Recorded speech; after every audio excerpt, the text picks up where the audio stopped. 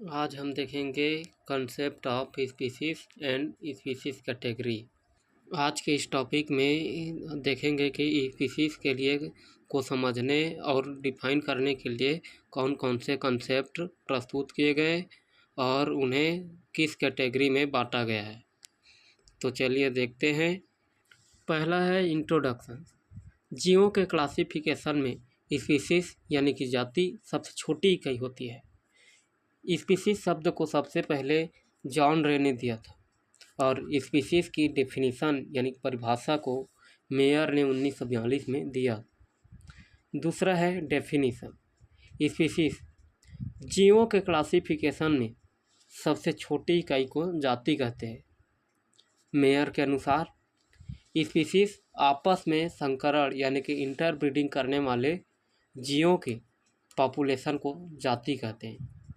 यानी कि स्पीसीज वह है जो अपने जीवों के अस्तित्व को बनाए रखने के लिए इंटरब्रीडिंग करते हैं, जाति कहलाते हैं। तीसरा देखते हैं कंसेप्ट ऑफ स्पीसीज।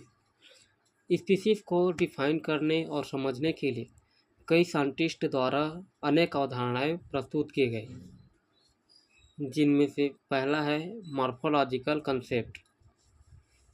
यह कंसेप्ट कैरोलस लिनियस तथा उनके समकालीन साइंटिस्ट द्वारा दिया गया। इसके अनुसार जाति जीवों का ऐसा ग्रुप है जिसके अलग अलग ऑर्गेनिज्म यानी कि जीव एक दूसरे के अत्यधिक समान होते हैं। यानी दूसरे शब्दों में हम कह सकते हैं कि जीवों के एक समान समूह को जाति कहते हैं।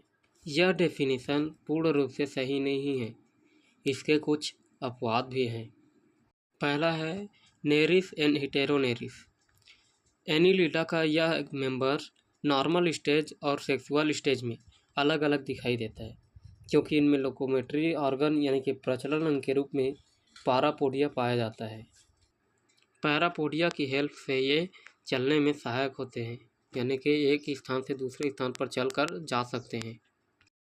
यहाँ पर हम डायग्राम में देख सकते हैं कि चलने के लिए इन्हें पैरापोडिया पाया जाता है। दूसरा है तितली और कैटरपिलर। तीसरा है डिफरेंट स्टेज ऑफ ह्यूमन, यानी कि मनुष्यों में के डिफरेंट अलग अलग अवस्थाओं में भी पाई जाती है। चौथा है फ्रॉग और टेडपोल लार्वा। दूसरा देखते हैं बायोलॉजिकल कंसेप्ट। यह कंसेप्ट मेयर और अदर साइंटिस्ट द्वारा दिया गया है। इस कंसेप्ट के अनुसार स्पीसीज आपस में इंटरब्रीडिंग करने वाले जीवों का ग्रुप है, यानी कि जीवों का ऐसा ग्रुप जो आपस में इंटरब्रीडिंग करते हैं स्पीसीज कहलाते हैं। यह डेफिनेशन भी कम्प्लीटली सही नहीं है, क्योंकि इसके भी कुछ अपवाद हैं। जब दो डिफरेंट स्पीसीज में हाइब्रिडाइजेशन यानी संकरण होता है तो एक हाइब्रिड संकर ऑर्गेनिज्म प्राप्त होता है।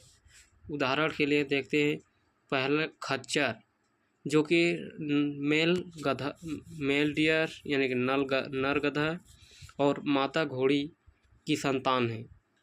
दूसरा है जेब्राइड जो कि गधा और जेब्रा की संतान है। तीसरा है लाइगर, यह मेल लायन और फीमेल टाइगर की संतान है। चौथा है टिग लायन, मेल टाइगर और फीमेल लायंस की इंटरब्रीडिंग से उत्पन्न संतान टिग लायन। अतः इस स्पीसीज के अंतर्गत केवल सेम ऑर्गेनिज्म को ही इन्वॉल्व किया जाता है, शामिल किया जाता है, लेकिन कुछ ऑर्गेनिज्म यानी जीव की एक स्पीसीज में पॉलीमॉर्फिज्म यानी कि द्विरूपता पाई जाती है। एक उदाहरण है एंड्स, चींटी, बीस यानी मधुमक्खी। इसमें मेल्स, क्वींस और वर्कर तीनों होती है। Genetic concept. यह कंसेप्ट साइंटिस्ट द्वारा जीवों के विकासवाद के बाद दिया गया। इस कंसेप्ट के अनुसार जाति इंटरब्रीडिंग करने वाले जीवों की ऐसी पॉपुलेशंस है जिनमें एक समान जीन पूल पाया जाता है। यह कथन भी पूर्ण रूप से सही नहीं है, क्योंकि इसमें भी अपवाद पाए गए हैं।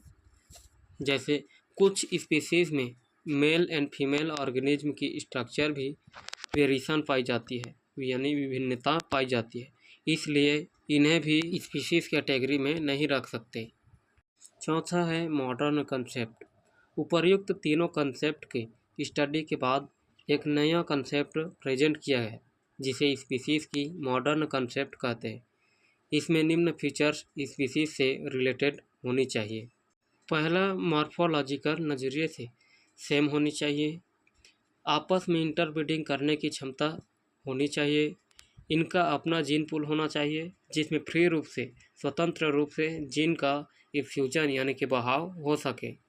इनमें अडेप्टेशन और नेचुरल सिलेक्शन की क्षमता होनी चाहिए। इन स्पीशीज़ ग्रुप में जैव विकास के द्वारा नई स्पीशीज़ को प्रोड्यूस करने की क्षमता होनी चाहिए। चौथा है स्पीशीज़ कैटेगरी। पहला, सिबलिंग स्पीशीज़।